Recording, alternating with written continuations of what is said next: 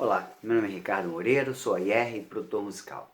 Para você que vem acompanhando eventualmente as publicações que eu faço, eu vou contar um pouquinho da minha trajetória profissional para, enfim, você confiar mais ou menos nas coisas que eu falo. Bem, eu acho que tudo começou mesmo com o violão. Eu aprendi violão aos 15 anos, ganhei do meu primo, meu pai não tinha grana para me dar, meu primo me deu esse violão e foi muito bom, porque eu comecei a botar para fora todo aquele meu amor pela música e em 6 meses eu já tocava razoavelmente bem, enfim, passei dos meus 15 anos até os meus 20 e poucos, fazendo reuniõezinhas de violão, tocando para um monte de gente, é, tocando em bares, enfim, foi muito legal, foi uma experiência muito boa.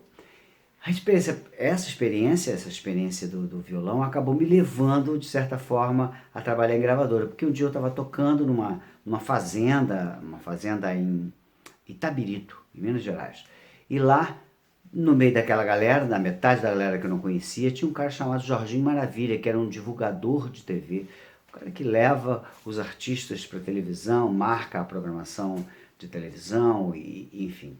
Isso existe dentro das gravadoras, dentro do departamento de marketing, tem o departamento de promoção. Esse departamento de promoção há divulgadores ou promotores de rádio e de TV na época. Enfim, e ele ficou no final, eu lembro que eu toquei muito aquele dia, não muito em qualidade, mas muito em quantidade, eu tinha muito repertório na cabeça. Eu comecei, sei lá, a tocar às 8 da manhã e terminei às 6, sem repetir música.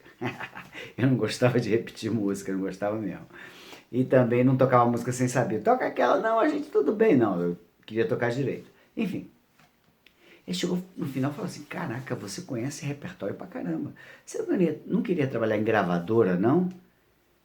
Falei assim, cara, quando eu ouvi aquela frase, eu pensei assim: Você não queria morar na Disneylândia? Soou pra mim aquilo.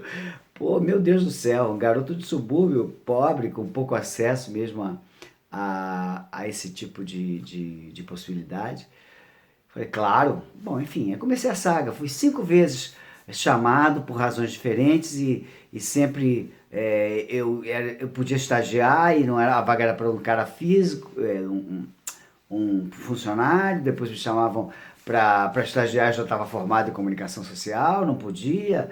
Enfim, até que finalmente Marcelo Castelo Branco, que estava chegando, que hoje é presidente da mesa diretora da CISAC e também diretor-geral da UBC, União Brasileira de Compositores, ele já estava à frente do departamento, da chefia do departamento de rádio e de TV.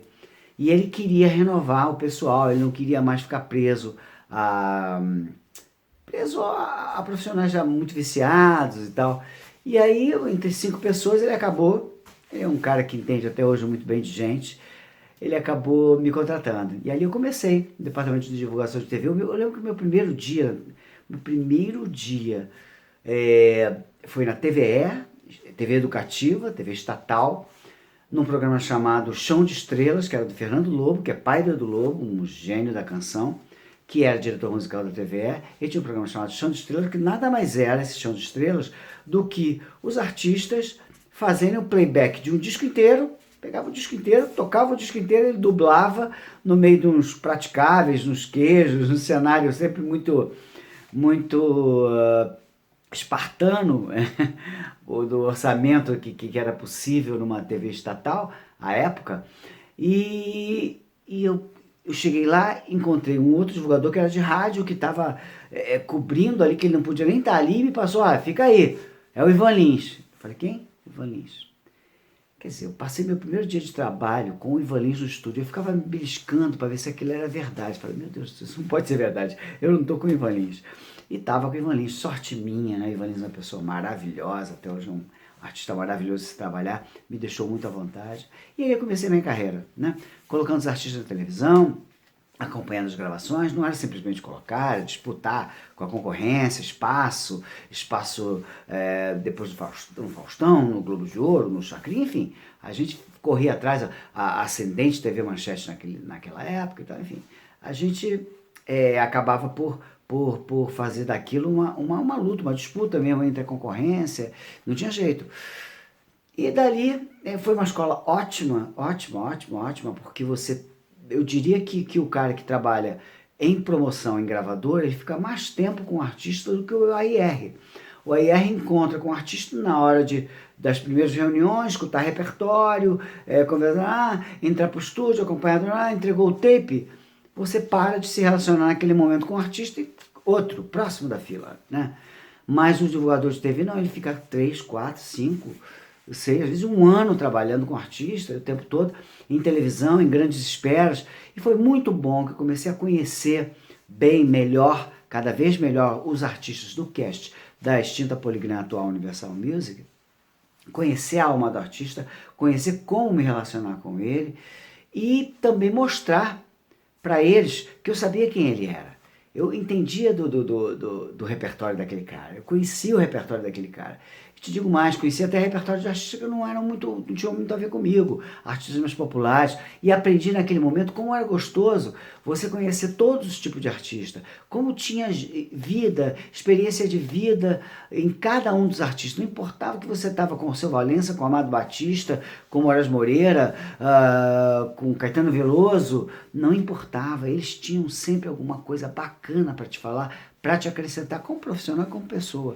E ali foi muito bom. Muito bom, muito bom, muito bom. Eu fiquei nessa função um bocado de tempo, até que um belo dia eu fui convidado para o departamento de imprensa, comecei a ser o que chamam de assessor de imprensa, ou divulgador de imprensa, ou promotor de imprensa, e ali já um setor um pouco mais, vamos dizer assim, refinado, onde você lida com a informação, você lida com a imagem dos artistas, com a imagem pública dos artistas, no sentido de coordenar para onde você deve guiar o trabalho de imprensa do artista, e também, de certa forma, representar um pouco a palavra da companhia para o mercado.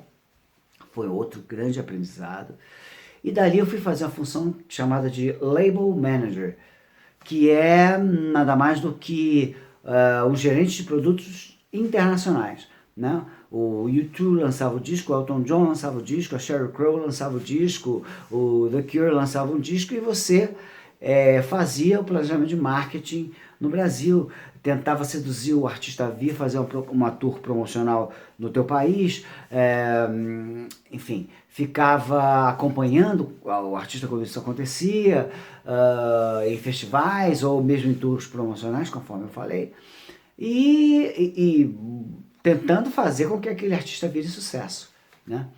Eu fiquei nessa função, eu diria que uns 2, 3 anos, até que eu saí, fui para a MCA, que viria a ser a Universal Music, porque compraria no exterior a Universal Music e a Polygram e a Philips, né, que tornaria-se a Universal Pictures, comprou essa estrutura e se tornou Universal Music no Brasil. E depois eu voltei para a Universal Music, convidado novamente pelo Marcelo Castelo Branco, era um cara que acreditava no meu trabalho, além de sermos muito amigos e tal.